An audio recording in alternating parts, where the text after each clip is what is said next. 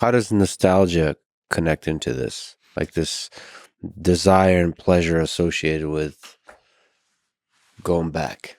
Yeah. So my friend Felipe de Brigard uh, wrote this, and it just like blew my mind. Where the word nostalgia was coined by a Swiss physician who was actually studying traumatized soldiers, and so he described nostalgia as a disease.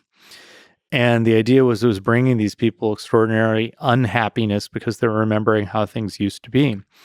Um, and I think it's very complex. So as people get older, for instance, nostalgia can be an enormous source of happiness, right? And being nostalgic can improve people's moods in the moment.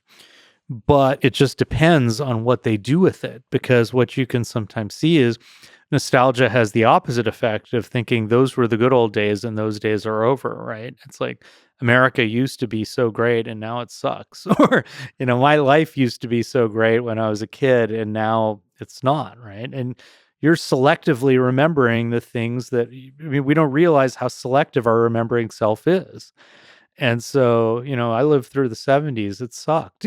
It's like, partly it sucked more for me, but I would say that even otherwise, it's like there's all sorts of problems going on. Gas lines, people were like, worried about like Russia, nuclear war, blah, blah, blah. So, I mean, it's just this idea that people have about the past can be very useful if it brings you happiness in the present. But if it narrows your worldview in the present, you're not aware of those biases that you have, it can be toxic, right? Either at a personal level or at a collective level.